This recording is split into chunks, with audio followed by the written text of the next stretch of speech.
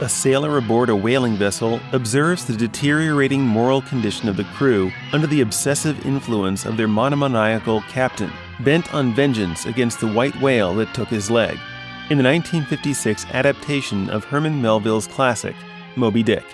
And that's the film we're unearthing this week on Movie Bones.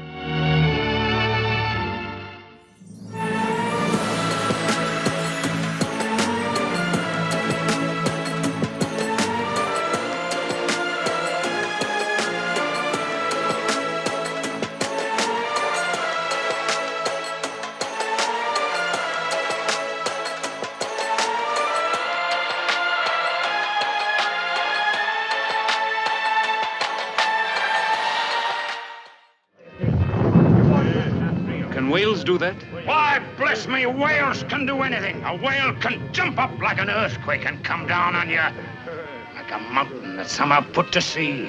A whale can stave in the ribs of the biggest ships, swallow whole crews, pick its teeth with the oars. Mind, lad, if God ever wanted to be a fish, he'd be a whale. Believe that, he'd be a whale.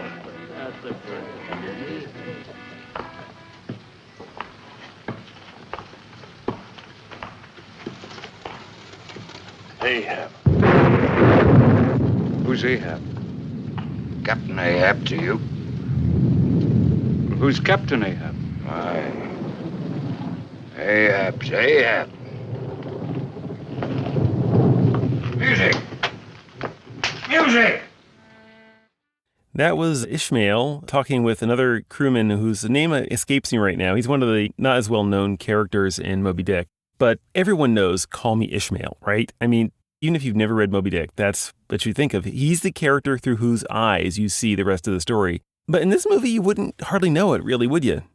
No, you really don't. In fact, Jess and I were talking about this a couple of days ago when we were, after we'd both seen the movie. I don't want this to sound like I'm coming out and like saying this is already a ding against the movie, but it is very true that this particular movie, not the book per se, but the movie itself and the way that it's portrayed. Like, the book is supposed to be from the point of view of Ishmael, from my understanding. In fact, It kind of goes into the thing that I was going to tell you about earlier. Here's a Reddit post, and this is, I went and looked it up, and I thought this Reddit post was pretty interesting. There was a person questioning, like, is this from Ishmael's POV? He's a narrator, but there's some chapters that would have been impossible for him to narrate from his POV unless he actually witnessed it. One person said, I interpret it as Melville, the author, switching it from first-person point of view to omniscient. He plays with form so much in the book, so I think he's playing with his perspective too. And then I like this one a whole lot. Now, I do wish the movie may have messed around with it a little bit more, because the movie doesn't. I want to make that clear.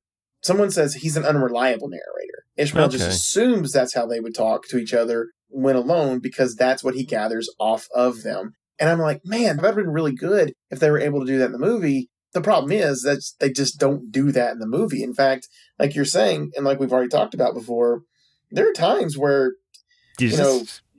not for nothing, but it seems like he's gone. Like he's just not there. Oh, yeah, he's very much not there, and it's like you can kind of forget about him a little bit. Yeah, and one of the other named characters too. It's like one of the other named characters you meet from early on is Queequeg. The supposed cannibal from a fictitious island group. He's a presence, for sometimes even more than Ishmael. But then even he kind of goes toward that last third act. He kind of disappears too. I actually wondered when things got going, is like, did he die in the storm and I just didn't see it? Did I blink and he died? Did he get thrown overboard? I don't know, because I didn't see him for so long. And I know he was forecasting his own death, right? Yeah. And so I was like, did I just blink and miss it? But if you think that if he did die, he would be, something. But he did show up very late in one of the rowboats as they're getting to the white whale attack, where they're meeting with the white whale itself. Which, by the way, that particular scene where he does that, I have no doubt in my mind that scene, I know this is going to sound so strange that I'm about to relate these two particular entertainment, or these two particular stories, TV shows, whatever you want to call it. Yeah. There's an episode of SpongeBob SquarePants. There's an episode of SpongeBob SquarePants where they are, and I think I maybe have talked about this on the show before, but they're in this like wilderness, like there's like kelp forest or something like that.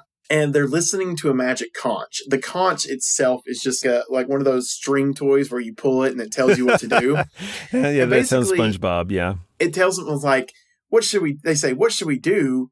And the conch says nothing. And so they just sit there. I was watching Moby Dick. That was the first thing I thought of, because the guy, he's rolling the dice and he's like, and then he just sits there.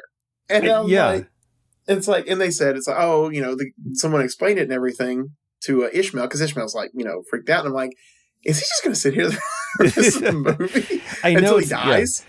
Actually, no, during that whole scene, because they're basically, it's like if you know anything about maritime kind of sailing, it's that, there's different latitudes where the wind is pretty much still. You have the horse latitudes, and you have at the equator, I forget what it's called at the equator, but it's basically a dead zone for wind. And if you basically have to rely on human power if you're going to get through there. So that's what they're doing at one point. And it only made me think of is that, have you ever seen Muppet Treasure Island? Not in a long time. Then you got to go back. They do a whole song in this, and they get cabin fever, and they're in the doldrums, and they're like getting like, and everyone's just laying around the deck. It's like all I could think, and it's like suddenly they get cabin fever, and they're doing Carmen Miranda dances, and they get and they get the guys actually in Carmen Miranda outfits with fruit in their head and everything, and it's complete Muppets insanity. But I'm thinking they're like this scene's going on a little bit long. And I'm thinking of Muppet Treasure Island and Cabin Fever right now, just to enliven it. But in the book, actually, apparently, I looked this up. It's like Queequeg isn't as prophetic as he is in this movie. It's actually given to another character who I don't even think they named in the movie, if he's even on board. I can't think of it now. But it's like he's kind of got this prophetic sense. He's the one who kind of gives the prophecy. There's a prophecy there, obviously, that Ahab is going to be taken by the white whale. He's going to beckon them to their own doom. It's like, first of all, that's creepy enough. It's like, why wouldn't that just like turn you off to the voyage? You're not even off the docks yet. It's like, get out of here, man. I am not going on this ship. The way that the book, at least in the synopsis I read, felt like it was a better handling of the same material. They did little things like that. We don't, if I'm correct, we don't get that prophecy until the very end of the movie, right? I don't think so. There was the one guy in the docks early on, and I can't remember the totality of what he was saying. But yeah, that's the thing. It's like you're going out to sea for they say 3 years, right? Mm-hmm. And you're committing yourself to this. And here's a guy in the dock telling you this really creepy stuff. You've already been intimidated. The thunder and lightning even cue you in to the fact that Ahab is like, this guy is trouble. He's ominous, right? And you're going to get on the boat for 3 years with this guy because I feel like a change of pace. And I don't know what the book does differently, but for me, it's like, this just feels like bad news all around. It's like, and you're still eagerly signing your name to this. My only thought was, with that was, it's kind of piggybacking off what you said, is like, we could, there's a whole thought here about how people will follow certain people no matter where they take them to. Yeah. And everything, because I did think at one point, even though I knew where the story was going to inevitably wind up going, but I'm sitting there and I'm like, man, y'all have like all these whales. You have a literal herd of whales or a pod of whales, and you're just taking them out. And then Ahab comes across and he's like, oh, no, yep, we're going this way. Pull up anchor, they're annoyed, but ultimately they're like, well, the captain said we got to go that way. So, and that is something that I at least think, for at least most of the time kind of works. In terms of the theme of I can kind of get the theme of the story. It's like they're reluctant, but there is a certain kind of leader mentality that people tend to fall in with. And you're basically just a bunch of guys afloat on a piece of wood out in the middle of this vast body of water that you haven't probably seen land for months.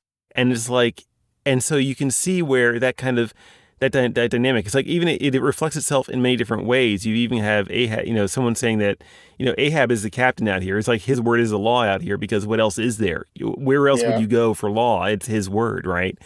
And so you kind of can see it, and it's different from other movies where you might expect like something like Mutiny on the Bounty, which I don't know if you've seen Mutiny on the Bounty.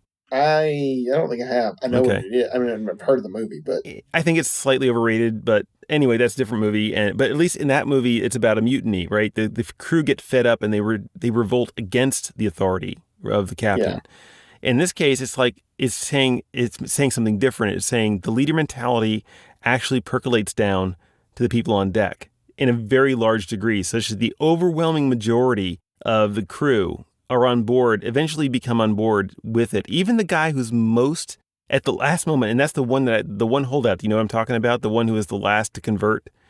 Oh yeah. Yeah, he actually bothered me. That one bothered me because he was such a voice for like reason throughout, and in the moment when he changes this tune, I didn't feel it. You know what I'm saying? So it's mixed feelings on that. Honestly, I was trying to like when you had told me that, I was trying to figure out like maybe a motive behind it, other than like what happened to Ahab. Because I mean, the prophecy for Ahab comes true for those of you that have not seen or read this book before, and that are still listening. Yeah, the prophecy comes true. That's maybe we'll talk that's about its own that thing. We will get to that. But that kind of was the only thing that I could maybe think of is like, okay, he wants to either save him or avenge him, something like that. But I get what you're saying when you just didn't feel it because there was no real build up to it. There was just all of a sudden like, let's go get him. And it's like, oh, wow, it's jarring a little bit. It's jarring. And it's because it's a confirmation that all this prophesying stuff is actually kind of coming true in a pretty creepy way. And at that moment you think, and yet the next step of the prophecy is, you're all but one of you is going to die following him. You'll follow him. And it's like that's not going to give you even a moment's pause, especially the guy. That was a moment too much for me. That was Starbuck, I think. Starbuck. I can't remember. It was Starbuck. Yeah, played by Leo again, was. I think. Yeah, and he does a fine job of trying to be the voice of conscience throughout the vessel up into the point, like a few scenes before that where he kind of has he tries to kill Ahab at one point. He just can't bring himself to do it. And that, I think I could probably reanalyze, and if there's more going on there than meets the eye. Lots has been made of Melville's writing about in terms of like theming and this very kind of, like you said, Shakespearean. I think you mentioned in your review this kind of Shakespearean sense of theming. Yeah. And trying to translate that into screen has its own problems too. But it's like, what was going on in that moment, and what were they trying to distill in Starbuck's character? Because there must be more of a story there, is all I could think of. It just didn't make sense for how short it was. Yeah, absolutely, and that that can be the issue with trying to get a book to the screen. Yeah. Because you have so much book and you only have, this was an hour and 40, 50 minutes. It's close to 2 hours. Yeah, to tell that story. Mm-hmm. That's why, I mean, I've seen people say this before, that, movies that begin as books really don't need to be movies. They need to be TV shows. Makes sense for a lot of cases, I'd put it to, And of course, back in that time period, you're not getting TV shows like that. But I mean, that's what a lot of people would say is like even that. And I get it. There's some, we talked about this as well. There's some not so fun parts of that movie. And I'm sure that's the book is the same way. But again, that's often what it is. It's like you either need to make it into a TV show or make it into a multiple part movie or multiple part miniseries that you can get all the information out there so that you can actually, get what is happening. If you have 3 hours to work with, I think if you were to do an actual epic, like 3-hour movie, and they do exist, but they're rare for a reason because, first of all, they cost a heck of a lot more money, and especially when you're dealing with an epic that takes place at sea at the time. You imagine in the 50s how expensive this movie must have been just to do what they did. But I'm thinking, and to get the authenticity that they did, too, out of several scenes. But they just don't have the budget, I think, to adequately tackle that level of depth. I wanted to bring up something you mentioned because when you were watching it, you said that the dialogue from the books as written and translated on screen is like, and especially with Gregory Peck, it kind of comes across, he's trying to do Shakespeare, right?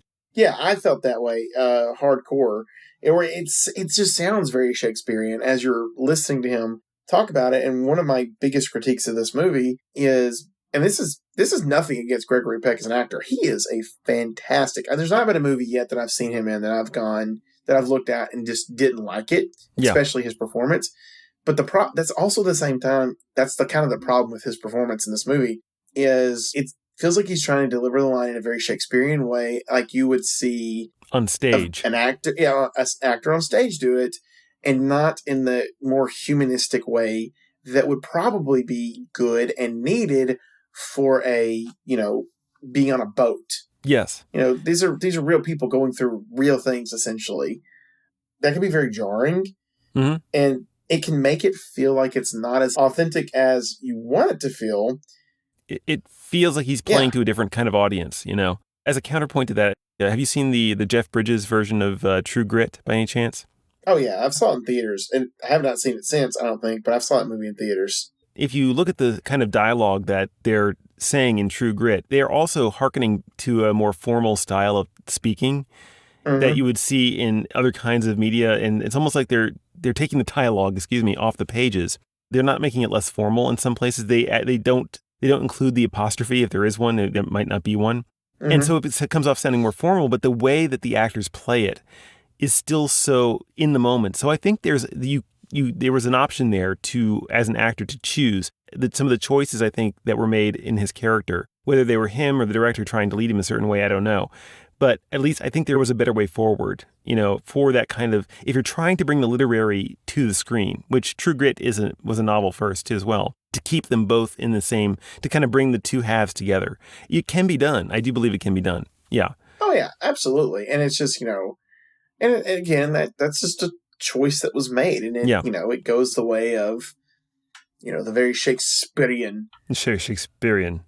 Yeah, the very Shakespearean monologuing and everything, which it's really good. That's really good monologuing. But it just, again, I just didn't feel like it was, as authentic as it could feel being in the moment. Right. Of the situation itself.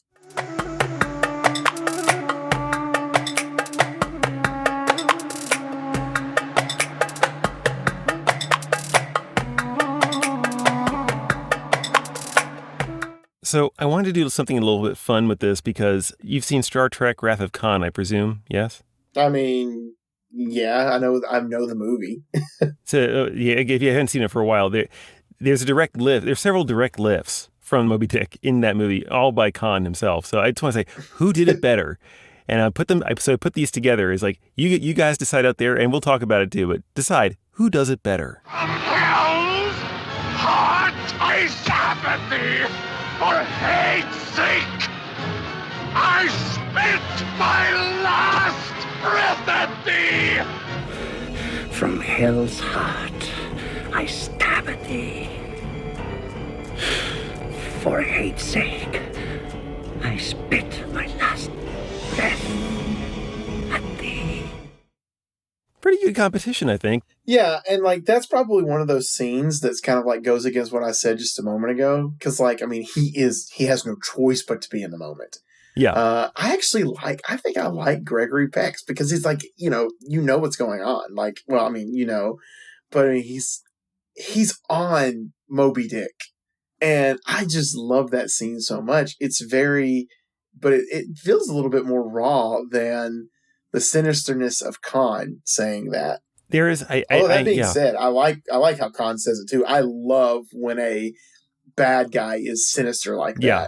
Whenever a bad guy can, especially in a circuit, can quote another piece of fiction like that and make it kind of work and have it fit his character and the story and all that, that's bonus points too. But I agree with you. That scene in, obviously we're talking about the original Moby Dick, and this is a translation of that movie. And as far as that scene goes, yeah, I mean, and that gets to something else that you and I both appreciate about this movie a lot, and that's the special effects. Oh my goodness! Actually, for a 1955 movie. Yes, yeah, and I don't know exactly where to put it except for the fact that they do use miniatures. I know that, but the miniatures in this case, and I've seen what? You might not even realize they're using miniatures. I mean, Sorry, minis in the movie. It said ministers. There's a minister. Yeah, there you go. But they keep, and the reason why you might mistake it, and the first couple times they used it, I did. Is because they keep it just short enough that you can suspend your disbelief of it. They know exactly how long they have. The director knew exactly how long he had to get away with that kind of a shot. But something else they did that other movies that have used miniatures do not do. And I've seen this. We watched Jason the Argonauts, it was a couple of weeks ago or something like that. Mm-hmm. In movies like that often use miniatures for their seagoing shots, for their wide angle shots. But usually for those shots, they'll have little tiny, really badly painted miniatures of guys that are glued to the floorboards. Here they actually have a miniature Ahab, a little twig figure Ahab, and he's raising the little stick figure is raising his arm and jabbing the whale in miniature. It's like that, our actual articulation at that scale, it's that's attention to detail that makes such a big difference. And it's just such a small thing. You know what I'm saying? It works. 100% did not know that. I saw it. Yeah. I can see he's stabbing it. honestly, what I thought was happening, because I mean, I wasn't maybe paying attention to, like, I thought the special effects were really good, but I kind of thought they just had him on like some kind of paper mache well. Oh, And, wow. or, paper mache stand, and then like had just like, the whole water thing just splashing on him. I didn't even pay attention. And was that while he was talking? I don't think it was while he was talking, but they did cut to some wide angle shots of the whale with him on it. Yeah. And in those parts, it's like that. You've got the model whale, which was also really awesome too, by the way. That was such a good model. It was fleshy. It was flexible. It had all the kind of qualities you want in an actual living kind of creature. And they added all the scars and all the detail marks to it that made it authentic.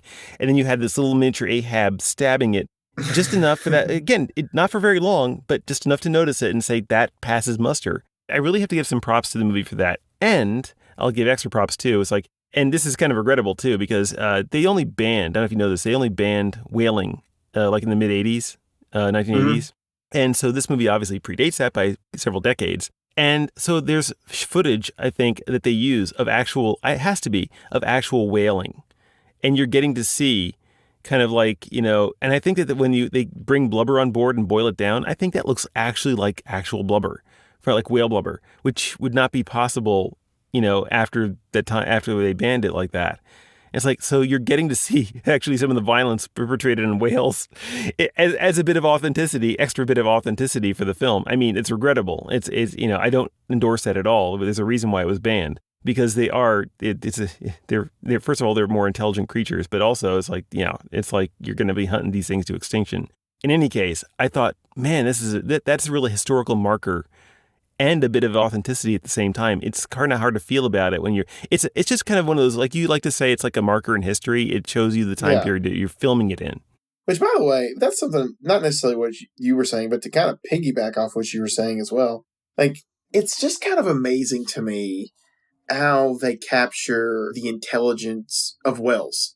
Because we have learned beyond that they're very intelligent creatures. Oh, yes. And that's just like, what I find amazing about this is like, Moby Dick is an intelligent creature. Like you can make an argument that he's like, out of all the whales, he's the smartest whale. That's just the most brutal, strongest, physically gifted whale. But he's actually a smart creature. Yeah. And I just like, I don't know, I was just kind of taken aback by that. Not in a bad way, but I was mesmerized by it as I was, going through the film. The whale scenes, like, really make this just fantastic in its own way. That's the kind of, like, adventure film that Moby Dick kind of leans into when it's doing that kind of a thing. Yeah.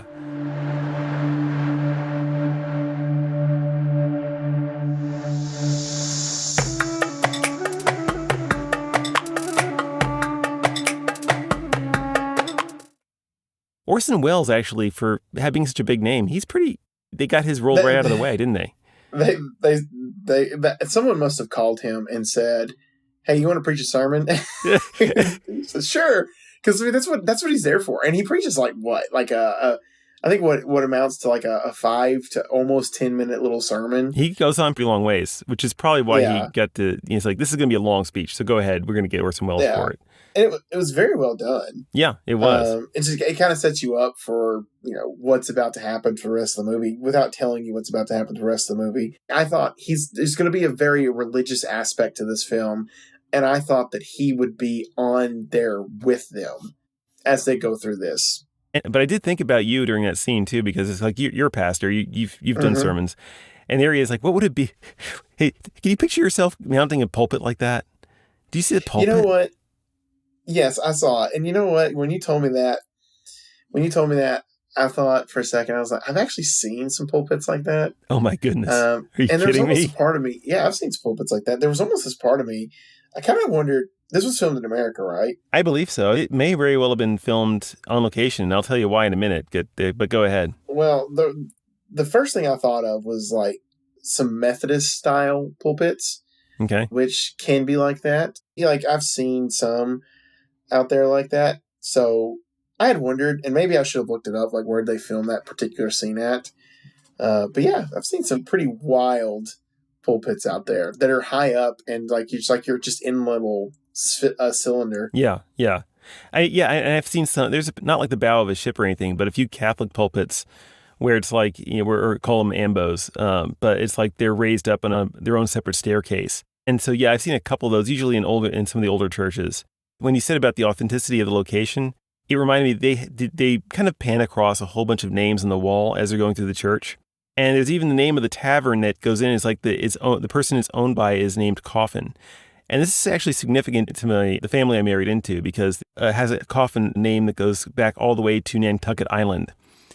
And so there's actually the coffin that if they went on location, those names are probably some people in my wife's family history. That's really, really awesome and neat. Yeah, it is. Yeah. I just had to mention especially if that is related, it's like, it's strange how we're all connected in so many different ways.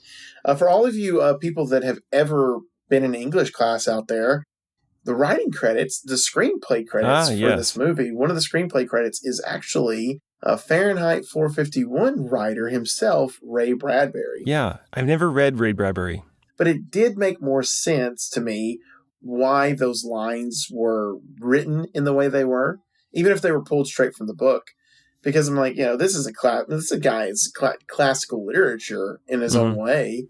My first thought was, after hearing Gregory Peck's lines, I was like, okay, I know part of the reason why it was done that way. Yeah. This one really was on the line for me. It's between very tenuously in a museum and Bad Dates because there's too much that dragged about it, despite the good elements for me to commit to anything more than like maybe one more viewing in my life, just because that it had those elements that are kind of creepy. I might watch a clip of it, but as for the whole movie, maybe once more in my life. So I'm like right there between on the line. How about you, man? I think I'm going to go with just belongs in a museum. It's one of those movies that, it does a really good job of adapting the source material because we don't really have many Moby Dick movies. We have a movie based on the movie or the book, which I think Moby Dick might somewhat be a somewhat true story. And that one's the movie that stars like Chris Hemsworth and Tom Holland. And I think that movie's actually pretty well received. I haven't seen it yet myself because it was one of those things where I was going to read the book and then go watch all the movies. It's Gregory Peck. He's a great actor. I'm going to say it belongs in a museum. I think it's worth a watch, especially when you get to those final scenes. Yeah. That being said, though, I probably won't watch it a lot just because, those scenes some of that beginning does drag on. You want to get to the part where they're actually dealing with Moby Dick. I think just with everything, belongs in a museum. So, anyway, at this time, we'd like to remind our listeners out there that if you're having a good time listening with Ryan and me and watching these movies with us as we dust them off in search of celluloid treasure, please do like, subscribe, comment, and of course, follow us on your podcast purveyor of choice. Tell us what you think we got wrong and clue us in on a few titles you'd like us to see cover in future episodes, as long as they're available for free on Tubi or other free streaming platforms, because this adventure comes with no strings attached. And we have another movie coming up, no surprise, next week, Ryan. It's certainly no film like this one, that's for sure. Want to tell everyone about it? I gotta say, the cast list here is like really something. That's what I thought too. Next week's film is directed by Gene Sachs. It's starring Walter Matthau, Ingrid Bergman, Goldie Hawn, folks. Goldie Hawn. The first time we've had Goldie Hawn, I think, in one of our movies. Yeah. Jack Weston, Rick Lenz, and Vito Scotti. This is what Tubi says. Tubi says a dentist pretends he's married to avoid committing to his girlfriend. This feels very slapstick comedy. When she asks to meet his wife, he enlists his nurse to pose as his spouse. This movie is titled Cactus Flower. From 1969. And I looked it up. This is like only 2 weeks away from being in the 70s, folks. So just to give you an idea of what to expect visually, this is probably going to be like, a very 70s looking-ish film, because by the time you get to that late in the 60s, you're practically already stylistically in the 70s at that point. Yeah. So, but yeah, Cactus Flower that we have next week. That's what we got going. And I can't think of anything else to do this week, Ryan, but I guess that's it. And we'll see you guys next week. And folks, and I'm Ryan, I'll see you next week. Go chase your dreams, folks. But chase your dreams. Stay away from Moby Dick. Stay away from obsessions. Yeah, that's really what it is. Stay away from big wells that will end you. Yes. But go watch these films. Go read the book. Yeah.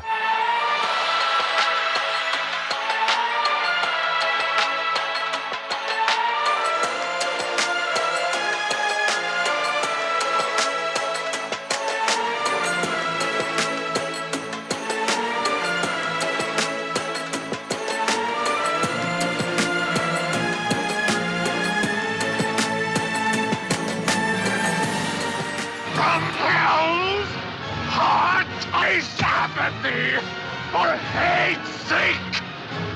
I spit my last breath at thee!